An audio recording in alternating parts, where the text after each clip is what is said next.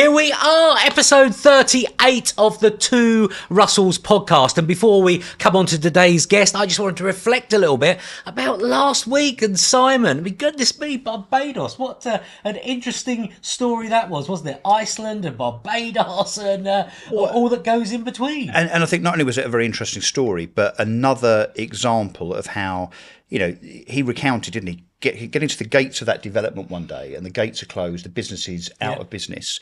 And yet, because of a contact he'd made and because of his resilience, he then leveraged that contact to then have a business that now has become what it is today. Yeah. So if ever there was a demonstration of kind of grabbing success from the jaws of victory, which I hope is what this podcast is all about, that was a demonstration of it, wasn't it? Yeah, I love the story, and the fact that, you know, I used to work for Iceland, and then I met Sir Malcolm and pitched to him, and Malcolm didn't even want the pitch, did he? Yeah. He just wanted to see that somebody would put the work in, get the train up to Warrington. And pitch was a fantastic story. Yeah. And you've had quite a story of success in the last week with a certain superstar paddle player, I understand. Well, funny you should mention that, Russ. Thank you. Congratulations. Well, no, thank you very much. So, yeah, my daughter, who has played paddle for the last 2 years after a bit of a tennis career, I say career, she's only 15, has just been selected for the Great Britain squad. So she plays against European countries in Madrid in July. Suffice to say, I'm rather proud. Bit of a thing in my eye at some points over the last few days. It was wonderful to see last week what you were over there in Barcelona and doing everything you were doing. Absolutely amazing, yes. We're in awe of her. Mornay Ackerman is very in awe of her as well. As you know, he's a keen Mornay just doesn't want to play player. her. He just doesn't want to play her. So talking of adversity, as we did now, should we get on to our next guest? Yes, yeah, definitely. So episode 38, I'm delighted to welcome Kirsty Franks to the podcast today. So hello, Kirsty, how are you? Hello, I'm good, thank you. Slightly nervous about sitting in nervous. front of you two. And the reason Kirsty's probably nervous, Russ, is not just because it's us, and apparently we have a certain reputation, but because, of course, Kirsty and Verona for the Women in Estate Agency podcast have already interviewed us. Yeah. I suspect this will come out at about the same time. And I think you gave us a bit of a hard time, Kirsty Franks. Well, I don't think we really gave you a hard time. I think we were probably more gentle than we could have been, but I can see the look in both of your eyes, and this might be a little bit of payback. So, yeah, bring it on, boys. I think you can take it. And for those who don't know you, Kirsty, so people may know you from Women in Estate Agency on stage there, or they may know you from the owner of Frank Marketing. But just talk to us about your current portfolio and what you're busy doing every day in the world of marketing. And you are a busy person, aren't you? I mean, I can't keep up with you, whether you're walking 70,000 steps at the weekend, or doing some marketing or on stage. Talk through your current portfolio. Busy, which is exactly how I like it. I've got a lot going on. So I'm the owner and founder of Frank Marketing, which is as you know, a marketing agency solely dedicated to the property sector. I'm also the fractional group marketing director for the Property Franchise Group, and a very proud board member for Women in Estate Agency. And I'm sure we'll get on to talk about WIA a little bit more today as well, hopefully. I mean, the walk we mentioned at the weekend, just at the beginning, you raised £70,000. Yeah, I mean, unbelievable. So we did a Lake District Ultra walk at the weekend. So it was 29 kilometres, 900 metres elevation in torrential weather.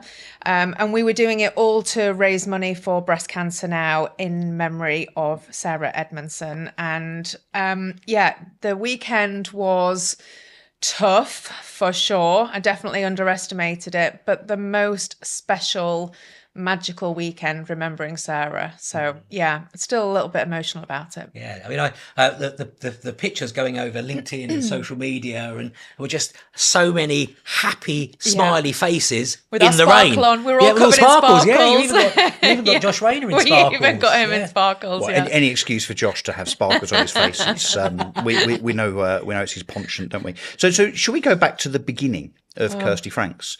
Maybe not the conception, but as such.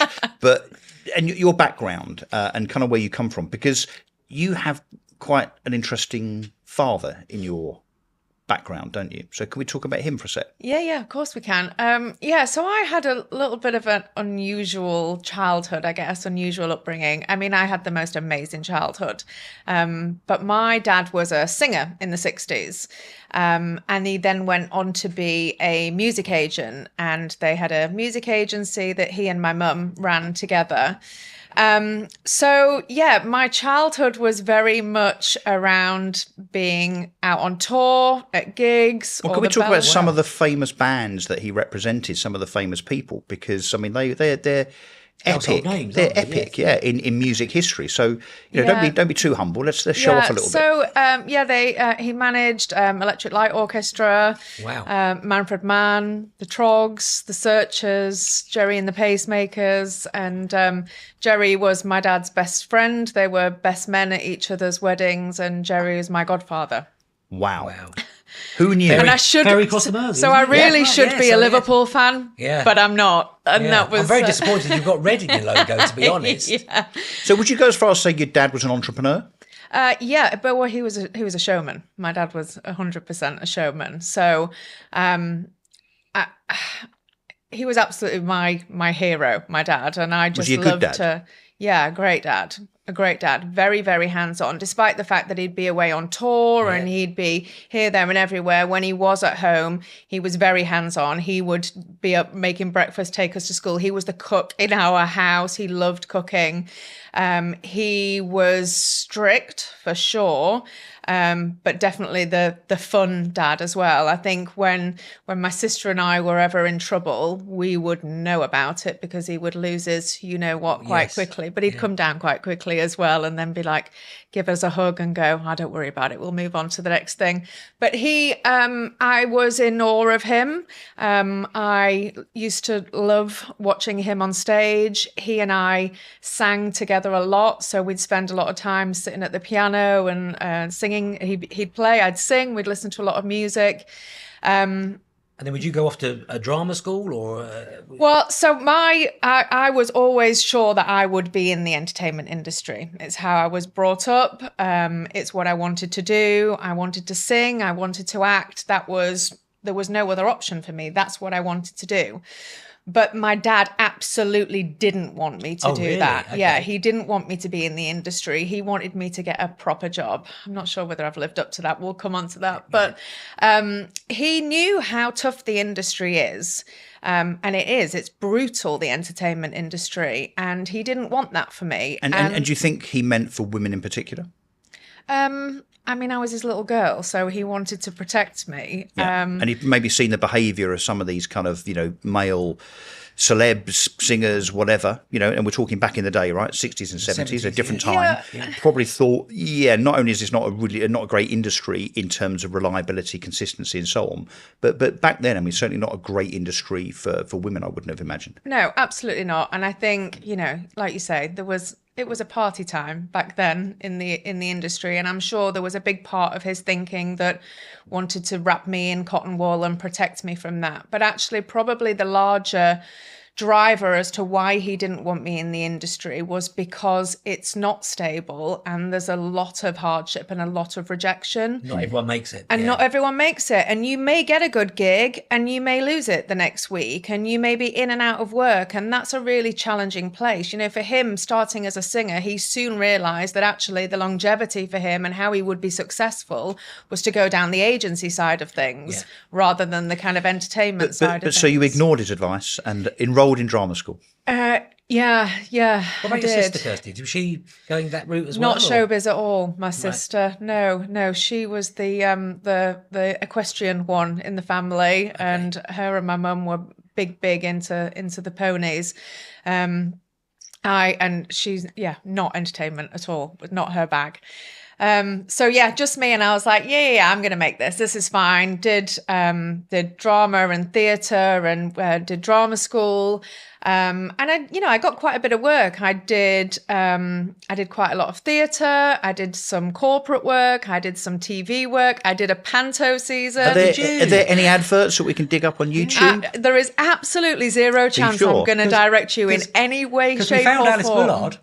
Yeah, Alice was on the podcast. Alice, did. yeah, She had an acting career. This is dark. Yeah. We're not going here. Well, no, she was on Soccer AM. It's As too a late soccer because anybody now watching this is already Googling Kirsty Franks TV advert. Panto. It's already out there now. Yeah, I did. I did and also- Panto at Lincoln Theatre Royal. That was a great season. Of course, yeah. we found Chris Watkin, didn't we, on YouTube? did, yeah. So, and Howard on the Halifax advert. Our researchers are forensic, Kirsty Franks. Oh God. Yeah. So what happened? Natalie? Didn't work out.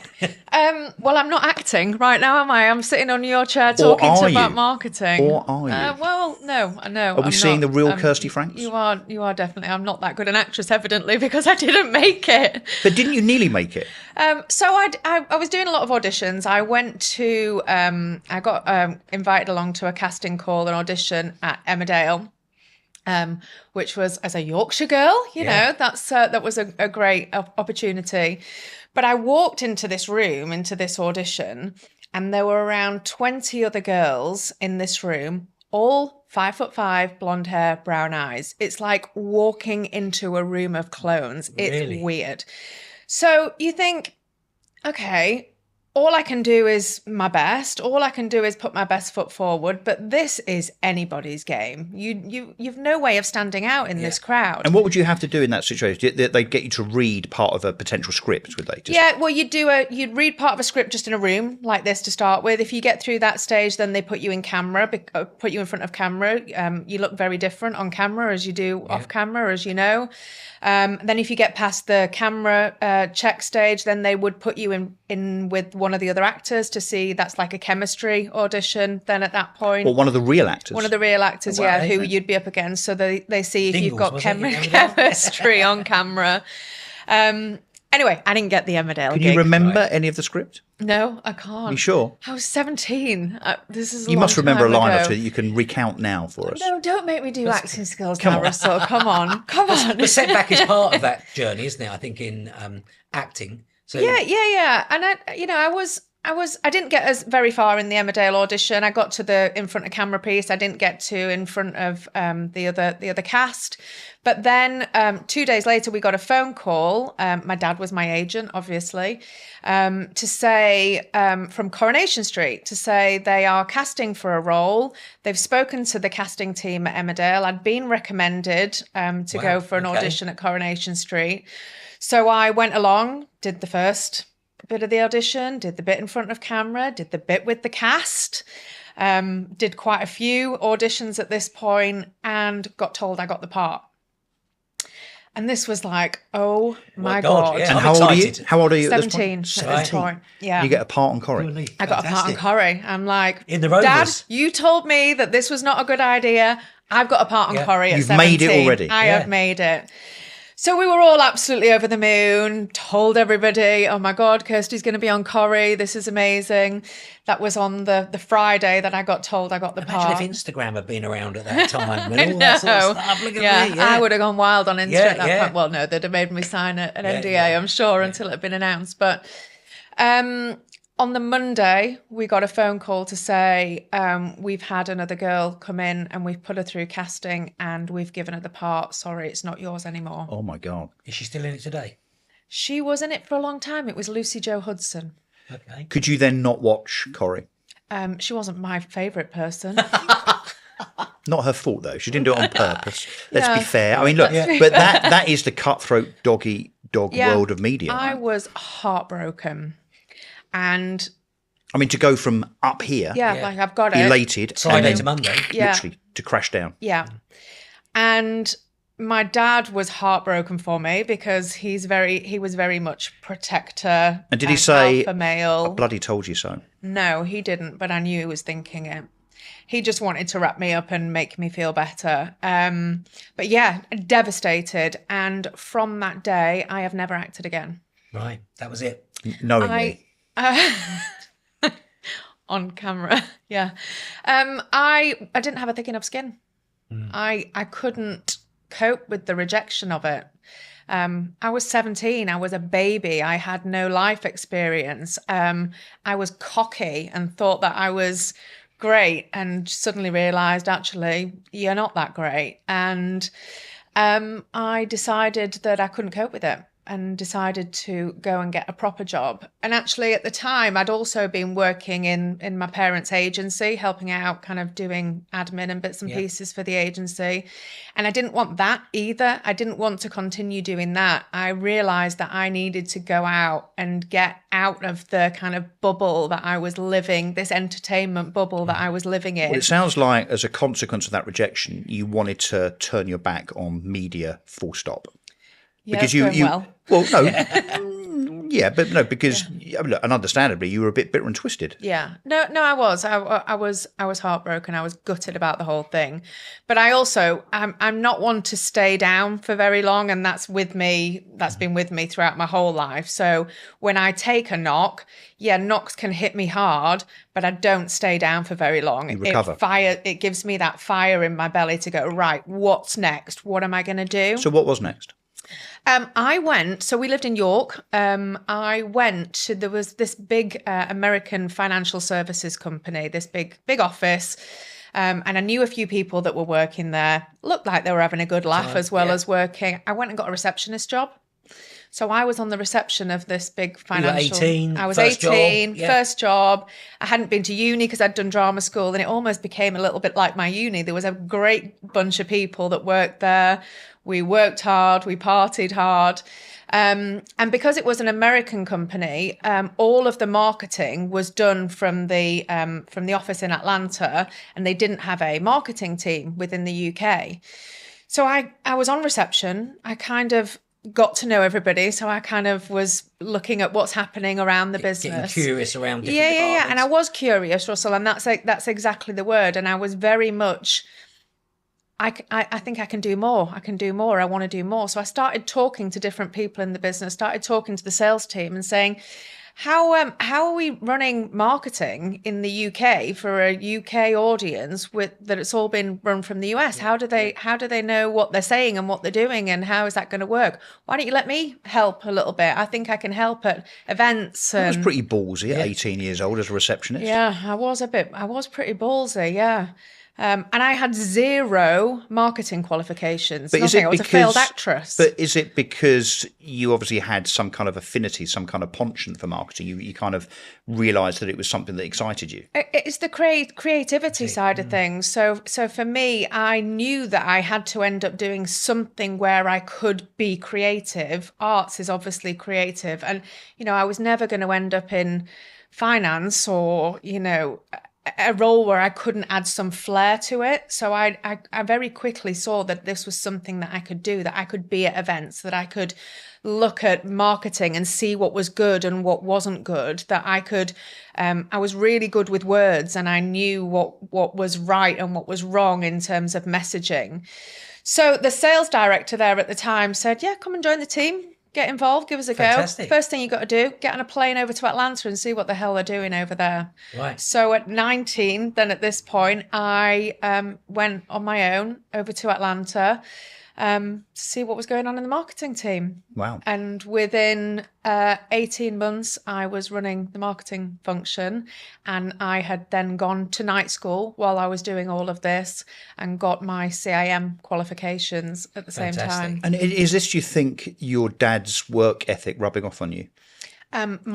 Consciously or subconsciously, I don't know, but sounds like it. My work ethic comes from my mum. Really? Not my dad. My God, we haven't even talked about her yet. So Yes. why is her work ethic so pronounced? But they were joint in the agency. They were joint in the agency. My dad was the front man of the agency. And back then, when you were dealing with people in showbiz, they wouldn't deal with the woman. Right. They would only deal with my dad.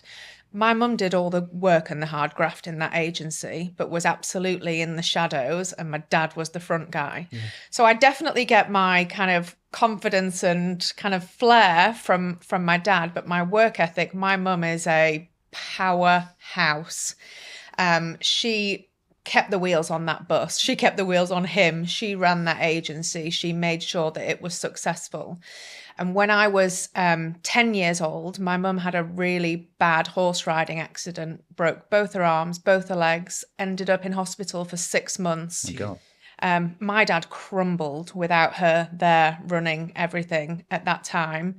But yeah, after only 3 months of being out of hospital, my dad came home from work one day. She's still in a wheelchair at this point, and she somehow managed to load a load of bales of hay to get on this horse, and she'd been walking around on this horse for 5 hours because she couldn't get back off again. Oh, no. And that is the measure of the woman, of the spirit. So my work ethic definitely comes from my mum, but also my drive around empowering women and having women front and center in what we do comes from watching my mum be as incredible as she was, but in being the shadows, in the wings. But in the shadows. Wow. Okay, that all makes sense. And women in estate agencies giving you that voice to do that, and the drive to bring that to the forefront. But that's in the last 4 years. Yeah. How were you doing that prior to then? I think I've done that through pushing my own career up until this point, up until I got involved in Women in Estate Agency. So I've made sure that in my career, I make sure that my voice is heard and don't allow myself to be in the wings, because I don't want to be in the position that my mum was in. And I'm very, very passionate and vocal about women being successful and women having a fair playing field and seat at the table. You know, I bang on about this all the time. But it's deep rooted in me. Yep. So we're at the insurance company. How long were you there for? Yeah, financial services company. So I was there for quite a long time. I was there for around 8 years and kind of went up through the ranks. So I was then running the marketing function there. I met my how do I introduce him? My, I guess now ex-husband. Former husband. Yeah. When I was working at that business. So yeah, we both worked there. And then when I was around 23, 24, we got engaged. And we were both still working there at this point. So we got engaged, we organised this big engagement party, and we had this big party planned, which was great and all exciting. And we had all our families there, and I'd asked my dad to do a bit of a speech at the engagement party, which he's like, normally would be like, how long have I got to ramble? Would you like me to throw in a song? Yeah, or are we bringing the piano out? What are we doing? And on that day, we were all sat on this long table or having dinner, and I'm sat next to him, and I can tell that he's being arsey, and he's really annoying me that he's being arsey because it's my day. So he seemed selfishly. Off. Yeah. And then he kept saying, I've got indigestion. I don't feel great. And he went, do you really need me to do this speech today? And I was like, Dad, this is my engagement party. I wouldn't even have to ask you to do these things. Yes, I need you to say a few words, please. It's not as if he was nervous, because he's obviously used to being on stage, being in the spotlight. I just thought he was being out of order. I thought he was being an arse. He wanted the spotlight. Well, he didn't want it that day. And I didn't know why, because it wasn't like him. Anyway, he did. He said a few words. Everything was fine. He and Mum went home. I went out with all my friends for a few drinks afterwards. And then got a phone call at 3:00 in the morning from my mum to say, your dad's just had a massive heart attack and died. Ouch. So he was 56. And just, yeah. As you look at two 56-year-olds. Yeah. Wow, that is horrendous in any event, let alone on the night of your engagement party. And but I felt so selfish. I was going to say, can I push a little bit? And I want to be sensitive here, but it wouldn't be this podcast if we didn't ask some probing questions. How did you feel about your interaction with your dad that night, given that you were pissed off with him? How did you feel about that, given that then he passed away in the night? And maybe, was it fair to say that one of the last conversations you had with him was a bit tense? Yeah. So it haunted me for quite a lot of years. I mean, the last thing he said to me, gave me a hug and said, I love you. So, I hold on to that. But I was being a little bit of a diva. You maybe had a right to be. It was your engagement party. And obviously you had no idea what was about to happen. No. So there's no guilt here, Kirsty. But I felt a lot of guilt, yeah. And I have come to terms with that. But yeah, I was in a really dark place for quite a long time. Did you rebel? What was the... No, I just, I said before around when something bad happens to me, the fire in my belly kicks in and I kick on quickly. I just couldn't pick myself up from this one. For a good year, the grieving process lasts longer than that, but I wasn't myself, and I wasn't interested in anything, wasn't interested in working, wasn't interested in, I had a wedding booked, wasn't interested in it. So obviously that still went ahead in the original timescale. And the other thing that we have to ask, given that you've mentioned your mum, how was your mum in her response to what happened? I mean, did it change her? I mean, gosh, getting widowed at 50 is not what anybody plans for. They had so much that they were about to do, and so much, they'd both worked so hard, they were just getting to the point where they were about to start enjoying it. My sister and I were worried sick about her. So at this point, I'd moved over to Wakefield, where my ex-husband is from. My sister had moved to Doncaster, where her husband is from. My mum was still in York. Right. So we were literally tag teaming babysitting my mum to make sure that she wasn't on her own at any point. And that went on for quite a number of months, until actually she turned around to us eventually and said, "You've got to let me fall." But she is, as I've said already, a warrior. And where she found the strength to be able to pick herself up from that, God only knows. But she did. But she did. Yeah. And It's so a common theme we hear, isn't it, Russell? But also, Continually. so did you. Yeah, I did. So It is, yeah.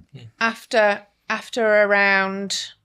about 9 months after he died, I left my job and went and got a new role, because I just thought, I need to invigorate myself here. I need something so you needed a new. change. Something new. Yeah, I needed a change. I needed a new focus. You need like a cliff edge just to try and kind of, I guess, draw a line under past life, and almost in a way that helps you to start again and to get to your next stage in life. Yeah, and I think it's funny you say past life. So there's my mum and I talk about this quite a lot. There's events that happen in your life where you think of it as, oh, before that happened and after that happened, like you're a different person. Yep. And this for me was a pivotal. We say a lot, oh, before Dad died, after Dad died. It's like a huge shift in who you are and your path. But you know why? It's because your brain helps you cope with what happened. By pressing the reset button. I think. Not that I'm a psychologist, I'm not pretending to be, but I think that it's a coping mechanism, I think. And I did hit the reset button, and I was very then career focused. I think I was always driven. I was always really pushy and bolshy and knew what I wanted to do, but I hit a different button at that point. So can we delve into kind of why that might have been? What was going through your mind at the time? So you're coming to terms with your dad passing away, and the situation around the engagement party night and so on. You start to come to terms with it, and then something in your mind, some switch is flicked where you think, fuck it. This is what I now need to do in terms of accelerating my career, my life, or whatever. Yeah. Do you remember what was going through your mind at the time in terms of that determination? I know exactly what it is, and it will make more sense about who I am, who I am today. I felt like I'd lost my anchor, and I thought, I got to do this myself now. Yeah. So there is no Safety daddy's net. going to catch you when you fall position at this point, which he'd always done for me up to now. It was, right, this is on you now. And what job did you take? So still in marketing? Where did you move to? Yeah, still in marketing. I got this amazing role in this IT consultancy business at this point. I went in as their head of marketing, was in London a lot. Just this incredible, really fast growing consultancy business. So B2B at that point. And then I was in that, and I adored that job. It was so fast paced, and I was climbing quickly up the ladder and getting a whole load of experience. I got married, obviously, and then fell pregnant with my little boy. Yeah. And at the time when I fell pregnant, I was spending most of my week in London. So I was like, well, this isn't really, I mean, I did all throughout the pregnancy to keep doing what I was doing. But after I'd had Freddie, obviously I couldn't keep being away as much. Traveling. You know, I needed to do mum. But I mean, looking back, maybe I was absolutely off my head, but I didn't take a maternity leave. I kept working.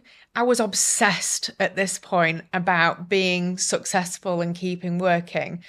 I mean, I didn't work full time, obviously, on maternity leave, but I didn't take it 6 months, 9 months, a year off. I was too much of a control freak to step away from it and think, oh, I'll let the team handle it. I had a big team around me. It was fine. They could have done, but I don't know. It was such a huge part of my identity at this point, my career, and I was so driven that I struggled just to put the mum hat on. And it's not that I don't enjoy being a mum. It's not that I don't think being a mum is enough. It's just... But you've That drive to keep moving forward. You've got another calling, haven't you? That's the thing. So Yeah. being a mum obviously clearly is one, and I'm sure you devoted yourself to that role and to Freddie. But you've got this other calling, which it sounds to me like was accelerated by your, I was going to say desire, almost your need, your obsession to kind of prove to yourself and to your dad that you were going to be fine. That's what it was, isn't it? 100%. Yeah. Yeah. But also then when Freddie came along, I'm now responsible for him. I'm the anchor now for him. So I've got to, then it gave me even more reason to go harder and go faster. It's kind of like a 360 responsibility. Everywhere you look, you think, oh, hang on, I've got to do this for myself, I've got to do this for my dad, make sure my mum knows that I'm okay, and now I've got Freddie to make sure that not only do you provide for him, okay, you've got a husband, but we'll come to that in a second, because not for long, I'm all afraid. right, Russell, cheers. Yeah, sorry, let's talk about that. So you've got all of this responsibility, and of course you are the role model to Freddie that your dad was to you. Yeah. And that must I have been... take that very seriously. I bet you do. Yeah. How long did the marriage last? Well, we Do you mind me going here? No, it's fine.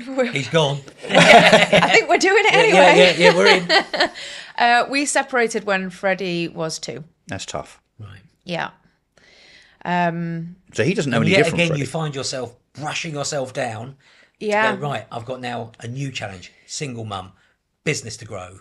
Yeah, People to I mean, look I didn't after. have my own business at this point. I was working for other businesses, but yeah, I was, my career was going well. But for me, it's a bit of a blessing that Freddie was 2, because I didn't have to sit down with him really and have that conversation as So to what was he probably what was didn't happening. encounter the emotion that if he'd been 6 or 7, he would have. No, done, right? Yeah. exactly. But I did have to go through moving out and then going into rented for a while and then buying my first house, just when Freddie and I moving into this, and all of this going on while I'm trying to, be a single parent, trying to figure out co-parenting, which at the start was challenging, and then trying to push on. And I felt a huge burden of responsibility to keep all these plates spinning. How do you respond to people when they say they're having a bad day? I mean, we're all entitled to have a bad day, right? But I'm just thinking, my God. Well, you mean from a contextual you point must of view? be like, let me tell you what a bad day. Yeah. You think you've had a But bad day. I don't see the world like that. I absolutely don't see the world like that. Yeah, I have moments where I'm like, well, this is a shit day. Yeah, but I don't, like I said, I don't stay down long. I'm very forward focused. I'm positive is my go-to. So I think, we're all allowed to have a little bit of let's wallow in self-pity, but not for long. So you get back on the journey. So you and Freddie, right? This is our new world. Yeah, new world. So I bought a house right near to where his school was. I thought, I've got to make something in my life easier here. Yeah. Let's buy a house near yeah. school so the commute is a little bit easier. And I got to work on making it the most Kirsty Franks house you've ever seen in your life, because it's just me, and Is it I don't on have brand? to. It's on red? brand. No, it's not red. No, it's just very much like Laura Ashley's thrown up in my house. It's kind of girly bougie. I love it. And my career was going well, and I got another opportunity for another role in a business that was going through a significant period of growth and private equity funding. So I got a director role there.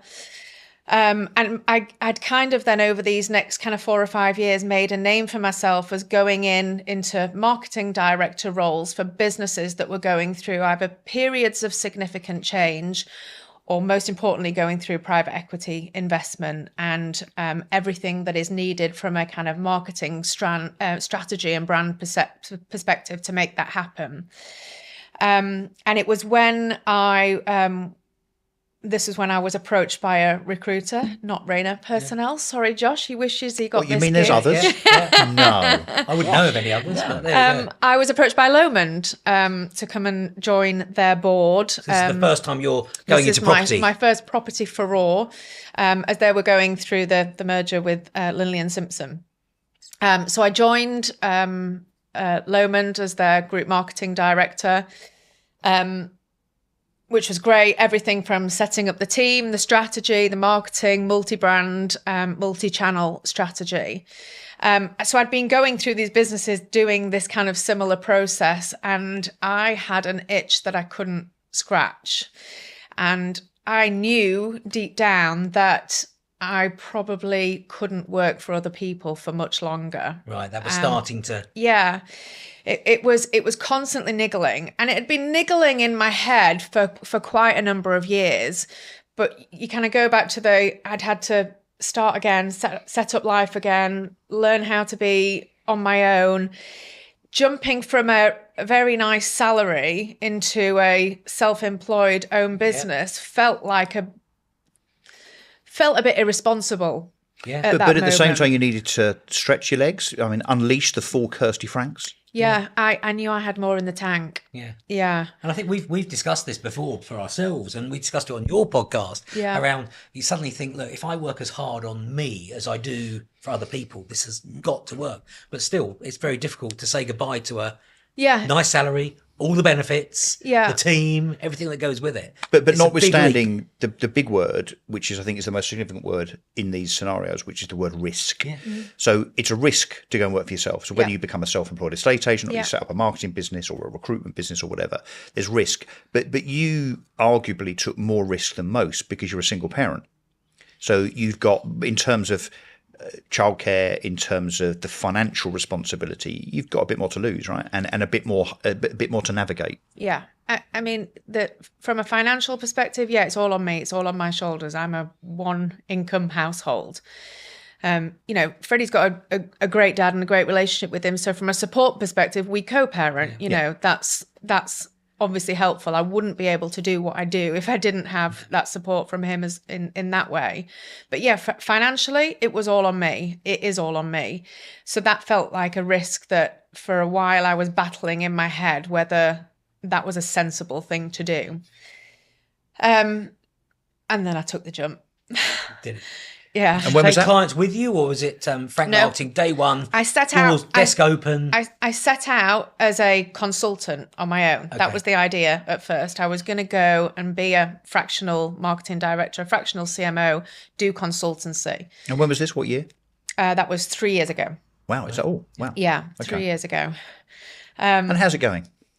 It's going pretty good. Seems to be going pretty well. It's going pretty good. Because you're juggling Frank, of course, with your fractional CMO at the Property Franchise Group. I am, yeah. So that's, I mean, having one focus is tough enough, but you've effectively got two. So you've got yourself in one business in terms of making sure that you've got enough going on, that you're building clients and revenues coming in and so on, but you're also kind of answerable, I suppose, to Gareth, right? I am, yeah, I am.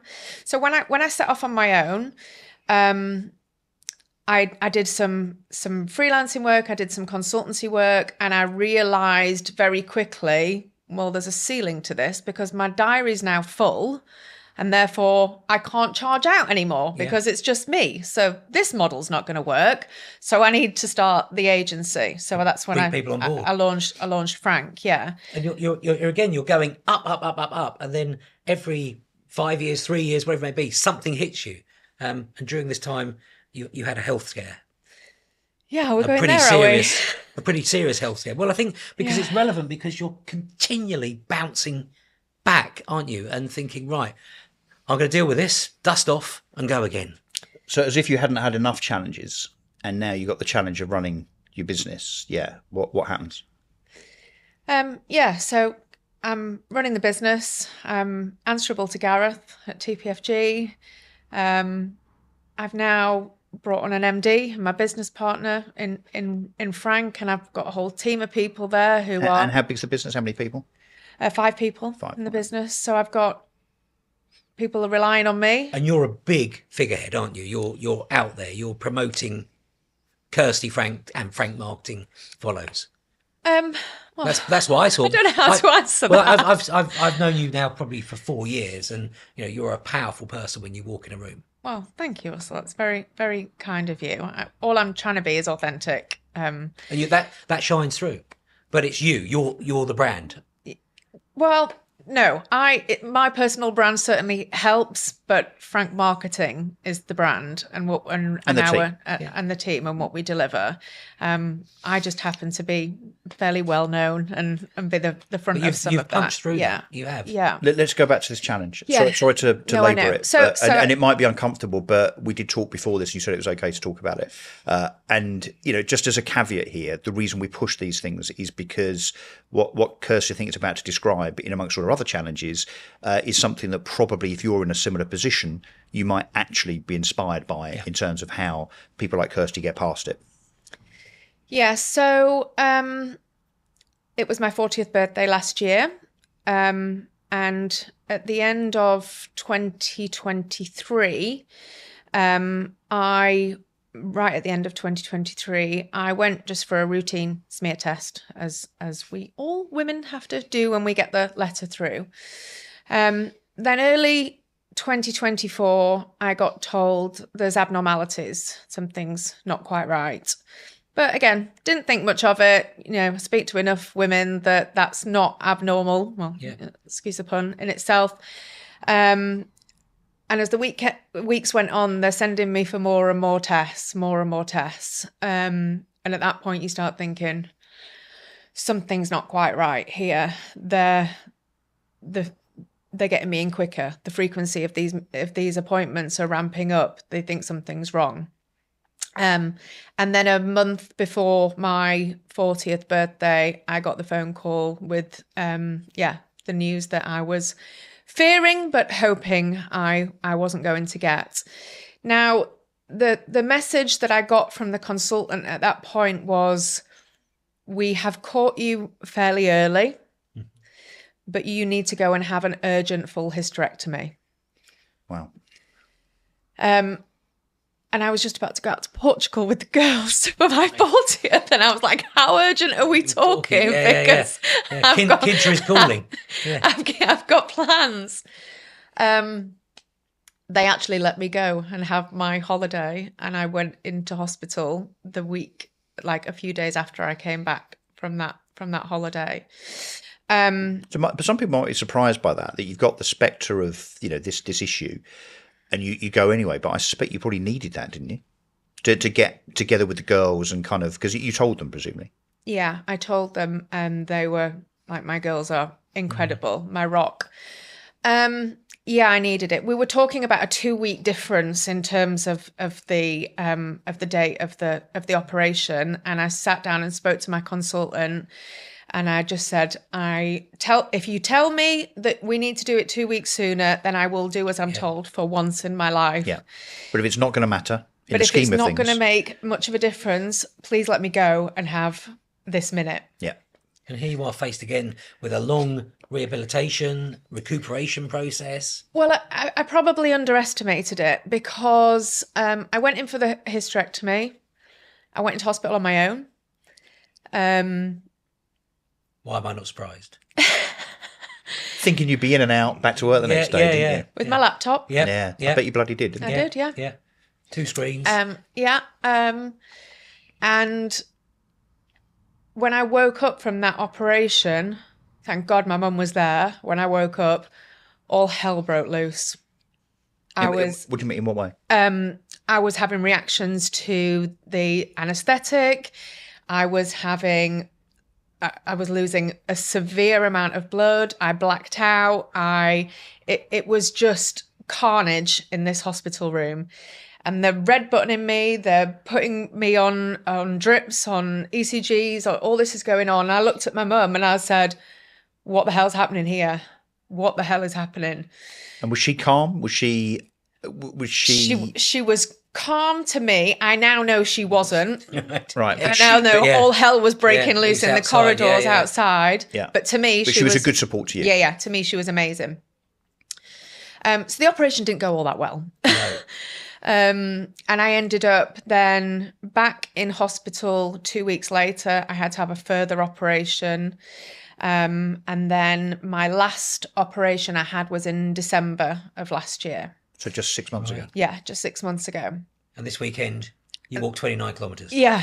As you do, as only Kirsty yes, you Franks would do. Yeah. And I probably underplayed the team at Frank there, so I apologise to them. I mean, they No, pulled no. through for you, and they were driving that business forward, enabling you to Well, a focus lot on of your recovery. people gave me a lot of bollockings throughout that period last year.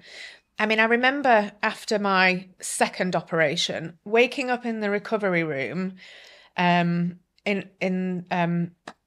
intensive care, and saying to the nurse that was there, could you pass me my phone? I need to check something on my phone. I need to check my emails because there was some stuff going on that I needed to know about. But I didn't tell her that. I said, can you just pass me my phone? I need my phone. So I'm there fully in intensive care with my phone like this, trying to see above all the tubes and everything, trying to get my emails done. And actually, do you know the person that gave me the biggest telling off was Amy Shields. Yeah. So she went absolutely nuts with me. Yeah, went ballistic with me. And yeah, it took a few people to say to me, Kirsty, what the hell are you doing? You need to stop. But it's not in my nature to stop. And So did you? Did you back off a bit for a period of time? Ish, yeah. I'm not sensing much, Russell. No. I'm not sensing much back off. I mean, No, I did a few weeks of working from home, taking it easy. I couldn't travel for 6 weeks or so after each operation.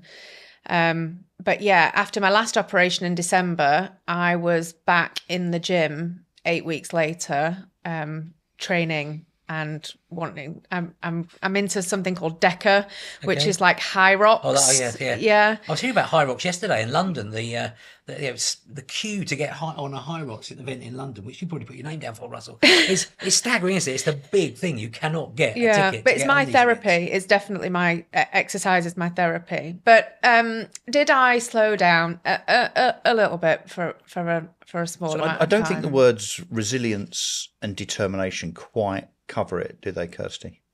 You're quite a phenomenon, aren't you? I mean, I'm just me. You're a machine. But I don't see it that way. I do know why I'm so driven. I do know what's driven me. We've talked The about motherly it. drive and determination. But I just can't seem to take my eye off that. That's what I want to do. Well, you're heavily involved in Women in Estate Agency, and that passion shines through. And I don't want to skim over that. We've had lots of the committee on the podcast, which has been fantastic. What's next for Women in Estate Agency? What's the plans for 2025? What's for the rest of the year? Yeah, I love this group, this bunch of people who I now get to call dear friends, but also the wider community, which is just a really special place, special community, and such an important support network for so many. So there's lots of things coming up for WEA. We've got our charter now, so more people can get involved in really thinking about what they're doing for women in their business in this sector. The conference, again, not a conference, is it? But again, next time, coming up again in March next year, leadership training, regional events, the pod, Yes. as you know. So more of that, more of the same, keep pushing, keep doing more. But actually, I think one of the really important things about what we need to do in 2025 and into 2026 is how do we support more people on the ground at a local, regional level? How do we get more people involved in the whole community of women in a state agency, women and men, because it's about doing this together? How do we support the next generation of agents that are coming through to make sure that we're giving them the support, the encouragement, the resilience? We're setting them up for that level playing field. And you fast forward from 4 years ago, there are more women now in senior positions, which create those role models that I remember Verona talking about at the first conference. So there is more change, isn't there?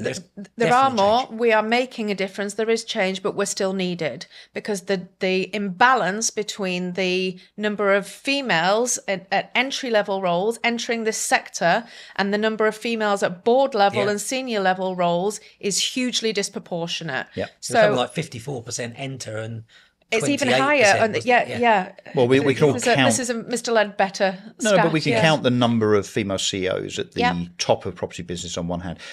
Before we go, I've got to ask you a question, and I'm going to quote it because it's something I've said, and I want to know if you agree with me. Estate agency marketing is shit. Discuss. And I don't mean yours, don't mean mine. I mean generally as a generic across the industry. So I think it is retrograde, backward-looking, infantile, non-existent. I mean, I could use lots and lots of words and adjectives. I think compared to other industries, marketing in estate agency, from the point of view of the general approach by estate agency businesses, is appalling. Do you agree? I agree. And from somebody who's worked in lots of different sectors and then decided to set up a marketing agency just focused on this sector, I think that tells you everything that you need to know about where I see the opportunity for my business. But we don't have enough marketeers in the industry. What we have are people within an agency who are given marketing as a side hustle as part of their job.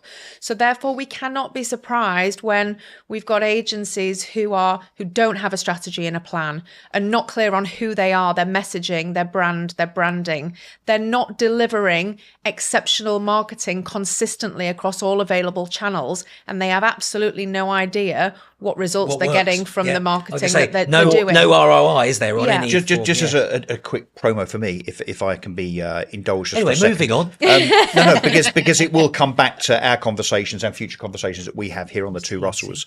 So we as a PR business have commissioned some real deep dive research into the profile and awareness of property brands in the UK. So we've taken the top 100 brands across portals, house builders and estate agents and looked at how present they are in terms of social media, press and so on. We've also done a survey of 500 estate agents to ask them such questions as, do you think social media is important when it comes to marketing?